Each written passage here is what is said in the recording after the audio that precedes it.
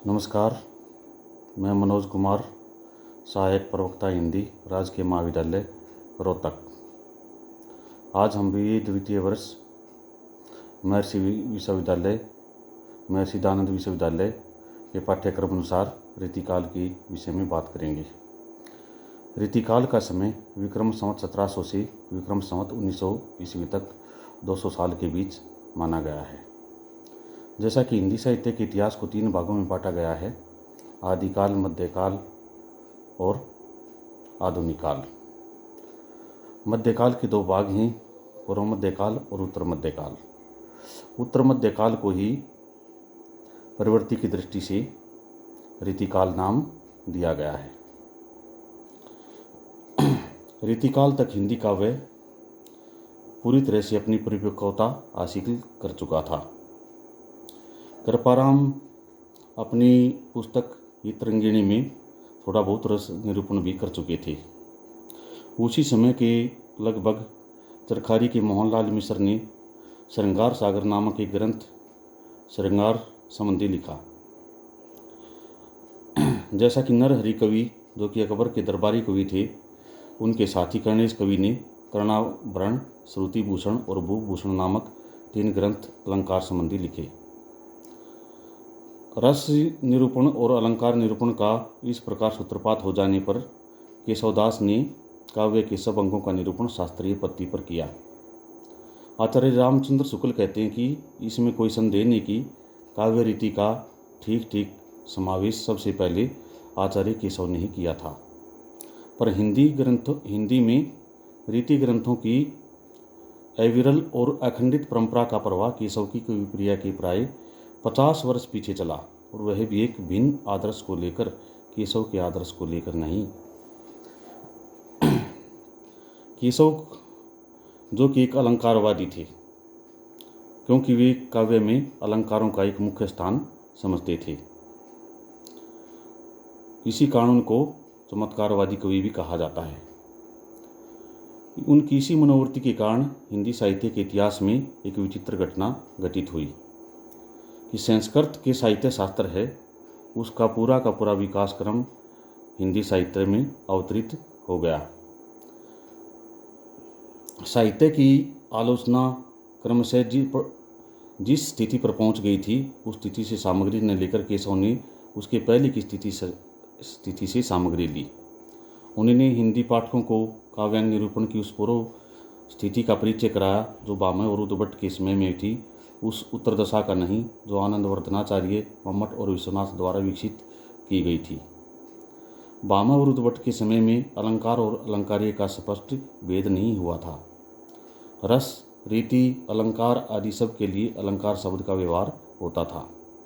यही बात हम केशव की कविप्रिया में भी पाते हैं। उसमें अलंकार के सामान्य विशेष 2 भेद करके सामान्य के अंतर्गत वर्ण विषय और विशेष के अंतर्गत वास्तविक अलंकार रखे गए हैं। पर केशव के बाद तत्काल रीति ग्रंथों की यह परंपरा चल नहीं पाई। कविप्रिया लिखने के 50 साल पीछे उसकी अखंड परंपरा का आरंभ हुआ। यह परंपरा केशव के दिखाए पुराने आचार्यों के मार्ग पर नहीं चली, परवर्ती आचार्यों के विकसित किए हुए मार्ग पर ही यह परंपरा चली, जिसमें अलंकार और अलंकार्य का भेद स्पष्ट हो गया था। हिंदी के अलंकार ग्रंथ अधिकतर चंद्रालोक और कोविलानंद के अनुसार निर्मित हुए। कुछ ग्रंथों में काव्य प्रकाश और साहित्य दर्पण का भी आधार पाया जाता है। काव्य के स्वरूप और अंगों के संबंध में हिंदी के रीतिकार कवियों ने संस्कृत के इन प्रवृत्ति ग्रंथों का मत ग्रहण किया। इस प्रकार दैवयोग से संस्कृत साहित्य शास्त्र के इतिहास की संक्षिप्त उद्धरणी हिंदी में हो गई। हिंदी में रीति ग्रंथों की अखंड परंपरा चिंतामणि त्रिपाठी से चली। अतः रीतिकाल का जो आरंभ है उन्हीं से हमें मानना चाहिए। उन्होंने काव्य विवेक, कवि कुल, कल्पतरु और काव्य प्रकाश ये 3 ग्रंथ लिखकर काव्य के सब अंगों का पूरा निरूपण किया और पिंगल या छंद शास्त्र पर भी एक पुस्तक लिखी। उसके उपरांत तो लक्षण ग्रंथों की भरमार सी होने लगी। कवियों ने कविता लिखने की यह एक स्टाइल ही बना ली कि पहले दोहे में अलंकार या रस का लक्षण लिखो, फिर उसके उदाहरण के रूप में कविता या सविया लिख दो। हिंदी साहित्य में यह अनूठा दृश्य खड़ा हुआ। संस्कृत साहित्य में कवि और आचार्य दो अलग अलग प्रकार के व्यक्ति समझे जाते थे। हिंदी काव्य क्षेत्र में यह भेद एकदम से खत्म हो गया। इस एकीकरण का प्रभाव बिल्कुल भी अच्छा नहीं हुआ। आचार्यताओं के लिए जिस सूक्ष्म विवेचन और पर्यालोचन शक्ति की अपेक्षा होती है उसका विकास नहीं हुआ। कवि लोग एक दोहे में लक्षण देकर अपने काव्य की प्रवृत्ति में लीन हो जाते थे और जिससे वो लक्षण अपर्याप्त ही रहता था। काव्यांगों का विस्तृत विवेचन, तर्क द्वारा खंडन मंडन, नए नए सिद्धांतों का प्रतिपादन आदि कुछ भी रीतिकाल में नहीं हुआ। इसका कारण एक यह भी था कि उस समय गद्य का विकास नहीं हुआ था। जो कुछ लिखा जाता था वह पद्य में ही लिखा जाता था। पद्य में किसी बात की सम्यक मीमांसा या उस पर तर्क वितर्क नहीं हो सकता। इस अवस्था में जयदेव के चंद्रालोक की यह पद्धति ही सुगम दिखाई पड़ी कि एक श्लोक या एक चरण में ही लक्षण कहकर अपनी छुट्टी कर लीजिए। उपयुक्त बातों पर ध्यान देने से स्पष्ट हो जाता है कि लक्षण ग्रंथ की परिपाटी पर रचना करने वाले जो सैकड़ों कवि हुए वे आचार्य कोटि में किसी भी प्रकार से नहीं आ सकते। वे वास्तव में सही ढंग से कवि ही थे। उनमें आचार्यताओं के गुण नहीं थे। उनके अपर्याप्त लक्षण साहित्य शास्त्र का सम्यक बोध कराने में असमर्थ हैं। बहुत स्थलों पर तो उनके द्वारा अलंकार आदि के स्वरूप का भी ठीक ठीक पता नहीं चल पाता। कहीं कहीं तो उदाहरण भी बिल्कुल ठीक नहीं है। शब्द शक्ति का विषय तो 2 ही 4 कवियों ने नाम मात्र के लिए लिया है, जिससे उस विषय का स्पष्ट बोध होना तो दूर रहा, कहीं कहीं भ्रांत धारणा अवश्य उत्पन्न हो सकती है। काव्य के साधारणतः 2 भेद किए जाते हैं, सर्वे काव्य और दृश्य काव्य। इनमें से दृश्य काव्य का निरूपण तो छोड़ ही दिया गया। सारांश यह है कि रीतिकालीन कवियों ने नाटकों का यानी कि दृश्य काव्य के भेदों का कोई जिक्र ही नहीं किया। इन रीति ग्रंथों पर ही निर्भर रहने वाले व्यक्ति का साहित्य ज्ञान कच्चा ही समझना चाहिए। यह सब लिखने का अभिप्राय यहाँ केवल इतना ही है, यह न समझा जाए कि रीतिकाल के भीतर साहित्य शास्त्र पर गंभीर और विस्तृत विवेचन तथा नई नई बातों की उद्भावना होती रही। केशवदास ने सारी की सारी सामग्री कहाँ से ली थी ये बता दिया गया है। आगे होने वाले लक्षण ग्रंथकार कवियों ने भी सारे लक्षण और वेद संस्कृत की पुस्तकों से ही लेकर लिखे हैं, जो कहीं कहीं पर्याप्त भी नहीं हैं। अपनी ओर से उन्होंने न तो अलंकार क्षेत्र में कुछ मौलिक विवेचन किया, न रस के क्षेत्र में ही कोई नई बात कही। काव्यांगों का विस्तृत समावेश दास जी ने अपने काव्य निर्णय में किया है। अलंकारों को जिस प्रकार उन्होंने बहुत से छोटे छोटे प्रकरणों में बांट कर रखा है, उससे भ्रम पैदा हो सकता है कि शायद किसी आधार पर उन्होंने अलंकारों का वर्गीकरण किया है, पर वास्तव में उन्होंने किसी के वर्गीकरण का प्रयत्न नहीं किया। दास जी की एक नई योजना अवश्य ध्यान देने योग्य है। संस्कृत काव्य में अंत्यानुप्रास यानी कि तुक का कोई चलन नहीं था। इससे संस्कृत के साहित्य ग्रंथों में उसका विचार नहीं हुआ है, पर हिंदी काव्य में वह बराबर आराम से ही मिलता है। अतः दास जी ने अपनी पुस्तक में उसका विचार करके बड़ा ही आवश्यक कार्य किया। भूषण का भाविक छवि एक नया अलंकार सा दिखाई पड़ता है, पर वास्तव में संस्कृत ग्रंथों के भाविक का ही एक दूसरा या परिवर्धित रूप ये माना जा सकता है। भाविक का संबंध कालगत दूरी से है तथा इसका देशगत से, बस इतना ही फर्क है। दास जी के अतिशयोक्ति के 5 नए दिखाई पड़ने वाले वेदों में से 4 तो वेदों के भिन्न भिन्न योग हैं। 5वां संभावनातिशयोक्ति तो संबंधातिशयोक्ति ही है। देव कवियों का संचारियों के बीच छल बड़ा होना देना कुछ लोगों को नई सूझ समझ पड़ा है। उन्हें समझना चाहिए कि जैसे देव ने जैसे और सब बातें संस्कृत की रस तरंगिणी से ली हैं, वैसे ही छल भी सच पूछिए तो चल का अंतर्भाव अवस्था में ही हो जाता है। हिंदी के पद्यबद्ध लक्षण ग्रंथों में दिए हुए लक्षणों और उदाहरणों में बहुत जगह गड़बड़ी पाई जाती है। अब इस गड़बड़ी के संबंध में दो बातें कही जा सकती हैं। या तो यह कही कि कवियों ने अपना मतभेद प्रकट करने के लिए जानबूझकर भिन्नता कर दी है, अथवा प्रमादवश और का और समझकर। मतभेद तो तब कहा जाता जब कहीं कोई नूतन विचार पद्धति मिलती। अतः दूसरा कारण यही ठहरता है। अब कुछ उदाहरणों से ये बात स्पष्ट भी हो जाएगी। केशवदास ने रूपक के 3 भेद दंडी से लिए: अद्भुत रूपक, विरुद्ध रूपक और रूपक रूपक। इनमें से प्रथम का लक्षण भी स्वरूप व्यक्त नहीं करता और उदाहरण भी अधिकता द्रुपय रूपक का हो गया है। विरुद्ध रूपक भी दंडी से नहीं मिलता और रूप का तो शक्ति हो गया है। रूपक रूपक दंडी के अनुसार वहाँ होता है जहाँ प्रस्तुत पर एक अप्रस्तुत का आरोप करके फिर दूसरे अप्रस्तुत का भी आरोप कर दिया जाता है। केशव के न तो लक्षण से यह बात स्पष्ट होती है, न उदाहरण से। उदाहरण में दंडी के उदाहरण का ऊपरी ढांचा भर कुछ झलकता है, पर असल बात का पता नहीं है। इससे स्पष्ट है कि बिना ठीक तात्पर्य समझे ही लक्षण और उदाहरण हिंदी में भर दिए गए हैं। भूषण क्या प्राय सब हिंदी कवियों ने भ्रम, संदेह और समरण अलंकारों के लक्षणों में सादृश्य की बात छोड़ दी है। इससे बहुत जगह उदाहरण अलंकार के न होकर भाव के हो गए हैं। भूषण का उदाहरण सबसे गड़बड़ है। शब्द शक्ति का विषय भिखारी दास ने थोड़ा सा लिया है, पर उससे उसका कुछ भी बोध नहीं हो पाता।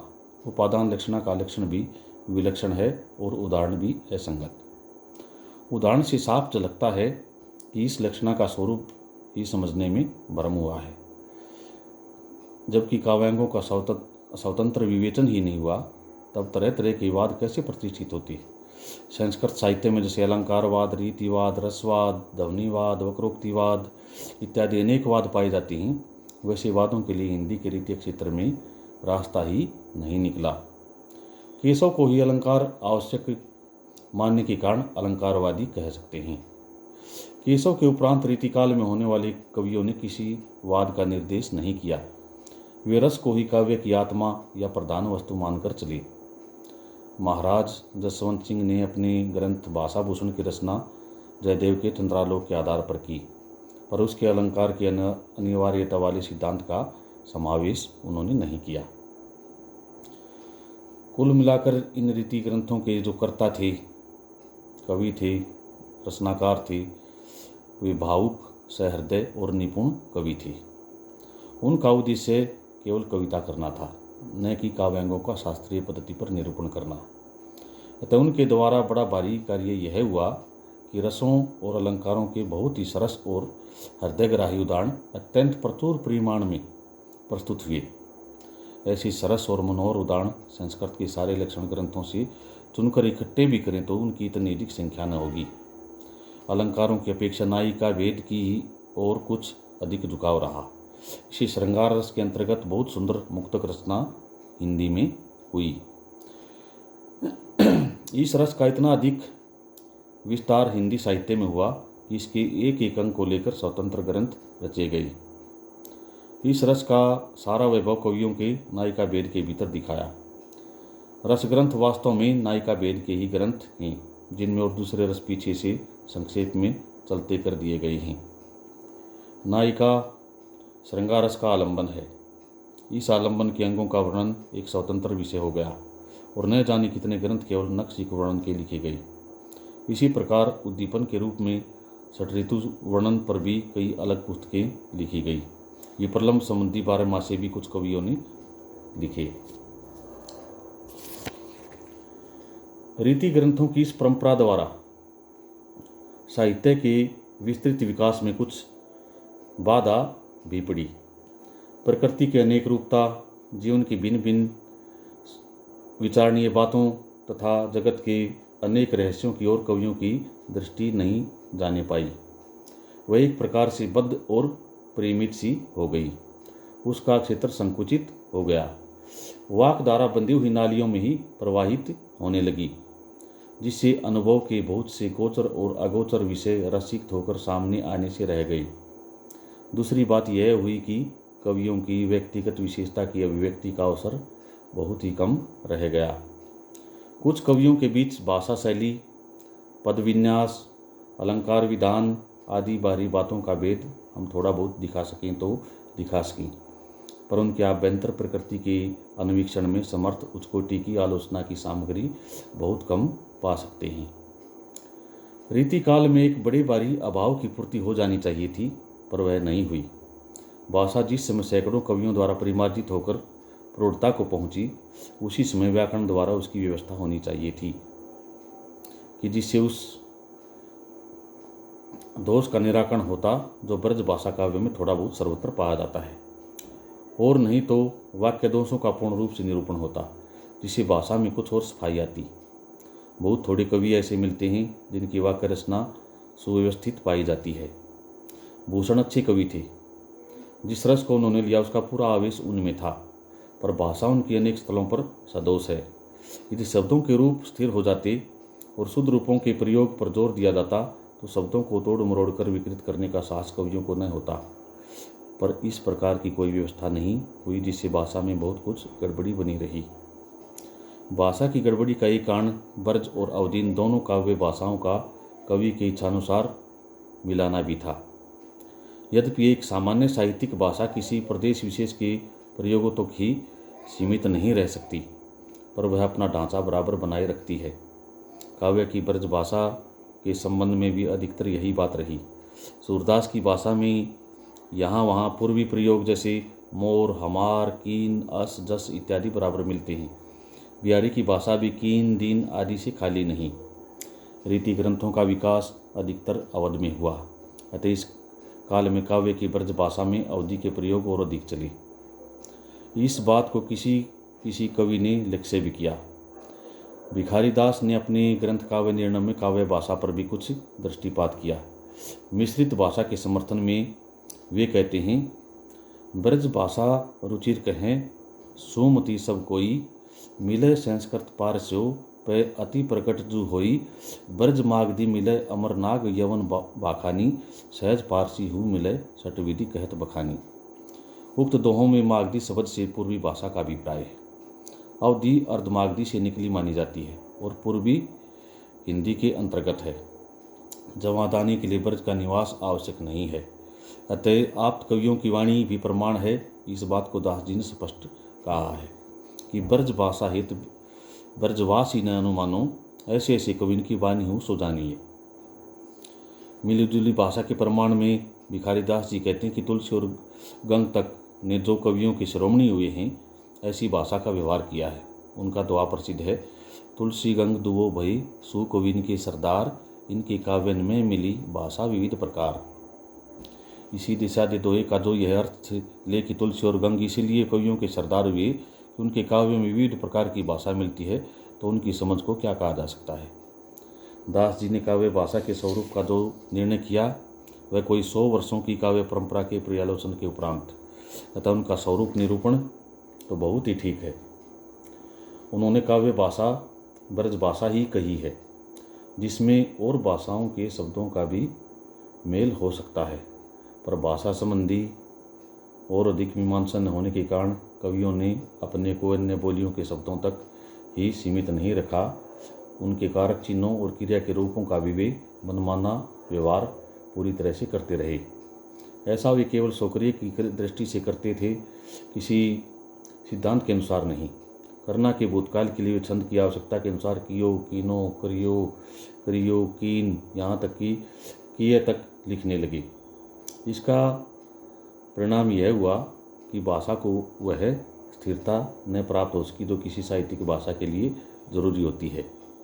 रूपों के स्थिर न होने से यदि कोई विदेशी काव्य की ब्रज भाषा का अध्ययन करना चाहे तो उसे कितनी कठिनता होगी।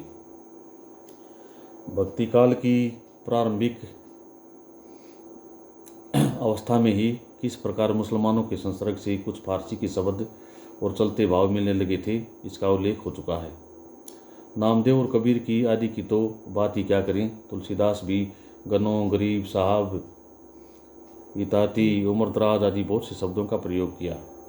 सूर में ऐसे शब्द अवश्य कम मिलते हैं। फिर मुसलमानी राज्य की दृढ़ता के साथ साथ इस प्रकार के शब्दों का व्यवहार ज्यों का ज्यों बढ़ता गया, त्यों तो कवि लोग उन्हें अधिकाधिक स्थान देने लगे। राजा महाराजाओं के दरबार में विदेशी शिष्टता और सभ्यता के व्यवहार का अनुकरण होने लगा और फारसी के लच्छेदार शब्द वहाँ चारों ओर सुनाई देने लगे। अतः भाट या कवि लोग आयुष्मान और जय जयकार ही तक अपने को कैसी रख सकते थे। वे भी दरबार में खड़े होकर उम्रदराज महाराज तेरी चाहिए पुकारने लगे। बखत बुलंद आदि शब्द उनके जबान पर भी नाचने लगे। यह तो ही व्यवहारिक भाषा की बात। फारसी काव्य के शब्दों को भी थोड़ा बहुत कवियों ने अपनाना आरंभ किया। रीतिकाल में ऐसे शब्दों की संख्या कुछ और बढ़ी, पर यह देखकर खुशी होती है कि अपनी भाषा की स्वाभाविक सरसता का ध्यान रखने वाले श्रेष्ठ कवियों ने ऐसे शब्दों को बहुत ही कम स्थान दिया। पर परंपरागत साहित्य का कम अभ्यास रखने वाले साधारण कवियों ने कहीं कहीं बड़े बेढंगे तौर पर ऐसे विदेशी शब्द रखे हैं। कहीं कहीं खुशबोयन आदि उनके विकृत शब्दों को देखकर शिक्षितों की एक प्रकार सी की विरक्ति सी होती है। उनकी कविता गवारों की रचना सी लगती है। शब्दों के साथ कुछ थोड़े से कवियों ने इश्क की शायरी की पूरी अलंकार सामग्री तक उठाकर रख ली है और उनके भाव भी बांध दिए गए हैं। रसनिधि करतरतन हजारा में यह बात बिल्कुल अरुचिकर मात्रा में पाई जाती है। बिहारी ऐसे श्रेष्ठ कवि भी यद्यपि फारसी के भावों के प्रभाव से अपने आप को नहीं बचा सके, पर उन्होंने उन भावों को अपने देसी साँचे में ढाल लिया है, जिससे वे खटकते क्या सहसा पहचान में भी नहीं आते। उनकी वीरताप की जो अतिशोक्तियाँ हैं, जो दूर की सूझ है, जो नाजुक ख्याली, बहुत कुछ फारसी की शैली की है, पर बिहारी रस भंग करने वाले विभत्स रूप कहीं नहीं ला पाए हैं। यहाँ पर उल्लेख कर देना जरूरी होता है कि रीतिकाल के कवियों के प्यारे छंद कवित और सवैया ही रहे हैं। कवि तो श्रृंगार और वीर दोनों रसों के लिए समान रूप से सही माना गया था। वास्तव में पढ़ने के ढंग में थोड़ा फर्क कर देने से उसमें दोनों के अनुकूल नाद सौंदर्य पाया जाता है। सवैया, श्रृंगार और करुण इन दो कोमल रसों के लिए बहुत उपयुक्त होता है। यद्यपि वीरस की कविता में भी इसका व्यवहार कवियों ने जहाँ तहाँ किया है, वास्तव में श्रृंगार और वीर इन्हीं दो रसों की कविता इस काल में हुई। लेकिन जिस प्रकार की कविता की प्रधानता रही, उसका मुख्य रस श्रृंगार ही रहा। इससे इस काल को रस के विचार से कोई श्रृंगार काल कहे भी तो कह सकता है।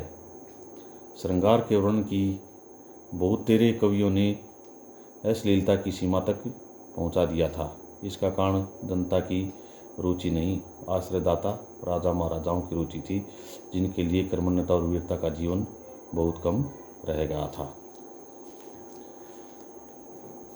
अब रीतिकाल के विषय में जो मुख्य बातें हैं वो और जान लेते हैं। रीतिकाल का जो नामकरण है, यद्यपि रीतिकाल के कवियों की जो है व्यापक प्रवृत्ति रीति निरूपण की ही रही है। नामकरण की दृष्टि से आलोचकों में मतभेद रहा है। विभिन्न विद्वान रीतिकाल को अलग अलग नाम से पुकारते रहे हैं। रीतिकाल नाम स्थापित जिस विद्वान ने किया है, उनका नाम है आचार्य रामचंद्र शुक्ल। जॉर्ज ग्रियर्सन ने अपने इतिहास the modern vernacular literature of Hindustan में अपनी पुस्तक के 7वें अध्याय में का जो नाम है वो उनका रीतिकाव्य है। मिश्र बंधुओं ने अपने मिश्र बंधु विनोद, जो कि हिंदी साहित्य के इतिहास का एक प्रमुख ग्रंथ माना जाता है, में उन्होंने रीतिकाल को अलंकृत काल नाम से पुकारा है। और अलंकृत काल के भी दो भेद करती हैं, पूर्वालंकृत काल और उत्तरालंकृत काल। आचार्य विश्वनाथ प्रसाद मिश्र ने हिंदी साहित्य के अतीत अपनी पुस्तक में रीतिकाल को श्रृंगार काल की उपाधि दी है। डॉक्टर गणपति चंद्र गुप्त ने हिंदी साहित्य के वैज्ञानिक इतिहास में इसे अपकर्ष काल के नाम से पुकारा है। डॉक्टर रमाशंकर शुक्ल रसाल ने रीतिकाल को कलाकाल नाम दिया है। अब रीतिकाल के प्रवर्तक कौन हैं, इस बारे में भी विभिन्न विद्वानों की दृष्टि अलग रही है। आचार्य रामचंद्र शुक्ल अखंड परंपरा चलाने की दृष्टि से चिंतामणि को रीतिकाल का प्रवर्तक मानते हैं, और डॉक्टर नगेंद्र रचनाकार के व्यक्तित्व की समृद्धि की दृष्टि से आचार्य केशवदास को, जिनका जीवनकाल भक्तिकाल में आता है, को रीतिकाल का प्रवर्तक मानते हैं। अब और यदि कालक्रम की दृष्टि से, इतिहास की दृष्टि से देखा जाए तो कृपाराम जो है रीतिकाल के प्रवर्तक ठहरते हैं। आचार्य विश्वनाथ प्रसाद मिश्र ने अपनी पुस्तक हिंदी साहित्य के अतीत में रीतिकाल का जो विभाजन किया है वो इस प्रकार से है। उन्होंने इसके दो भाग किए हैं। पहला रीतिबद्ध धारा के दो भाग उन्होंने किए हैं, लक्षणबद्ध काव्य और लक्ष्य मात्र काव्य। उसके बाद रीतिमुक्त या स्वच्छंद काव्य धारा, दूसरी धारा का इन्होंने नाम दिया रीतिकाल की, और इसके भी दो भाग इन्होंने किए हैं, रहस्योन्मुख काव्य और शुद्ध प्रेम काव्य। आचार्य विश्वनाथ प्रसाद के अनुसार रीतिकाल के काव्य के 3 वर्ग हैं, जिसमें अलग अलग प्रकार की रचनाएं आती हैं। एक तो रीतिबद्ध रचनाएं, दूसरी रीतिसिद्ध रचनाएं, तीसरा रीतिमुक्त रचनाएं।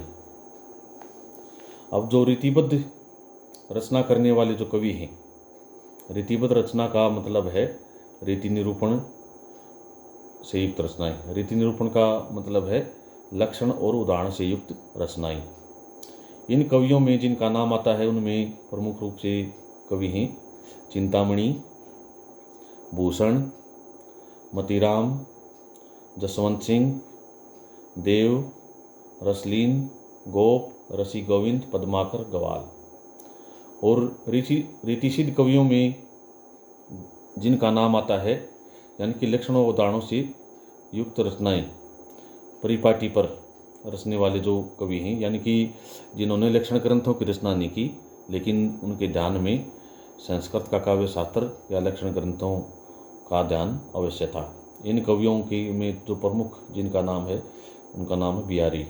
उसके साथ साथ जो अन्य कवि हैं रीतिसिद्ध कवियों में सेनापति, रसनिधि, वृंद, नरपशंभु, नेवाज, कृष्ण कवि, प्रजनेश।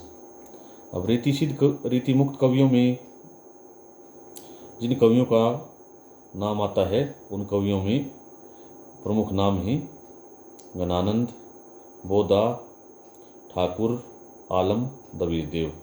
यानी कि रीतिमुक्त कवियों से अर्थ है जिन्होंने साहित्यिक रूढ़ियों से मुक्त रचनाएं की हैं। अब डॉक्टर नगेंद्र ने अपने ग्रंथ सिद्धांत में जो है रीतिकालीन कवियों की कई वर्ग बनाए हैं, जिनमें सर्वांग निरूपक कवि का मतलब है काव्य के सभी अंगों का अपने ग्रंथ में निरूपण करने वाले कवि। इन कवियों में प्रमुख नाम हैं चिंतामणि, कुलपति मिश्र, देव, भिखारीदास, रसी गोविंद, प्रतापशाही, कुमारमणि। दूसरे प्रकार के कवि हैं विशिष्टांग निरूपक कवि, काव्य के महत्वपूर्ण एक या अंगों का निरूपण करने वाले, जिसमें तोष, रसलीन, पद्माकर, बेनी प्रवीण, राम सिंह, मतीराम, भूषण, यानी कि जो श्रृंगारस निरूपक कवि हैं उनमें मतीराम, कृष्ण भट्ट, देव। छंद निरूपक कवियों में भूषण, मतीराम, सुखदेव मिश्र। और अलंकार निरूपक कवियों में भूषण, मतीराम, जसवंत सिंह, गोप, रसिक, सुमति, दुल्हे। आचार्य विश्वनाथ प्रसाद मिश्र के अनुसार जो रीतिसिद्ध कवि हैं, डॉक्टर नगेंद्र के अनुसार वे रीतिबद्ध कवि हैं। इसलिए इन कवियों को समझने में थोड़ा फर्क हो सकता है।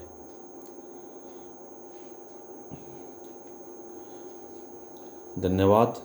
आज के लिए इतना ही।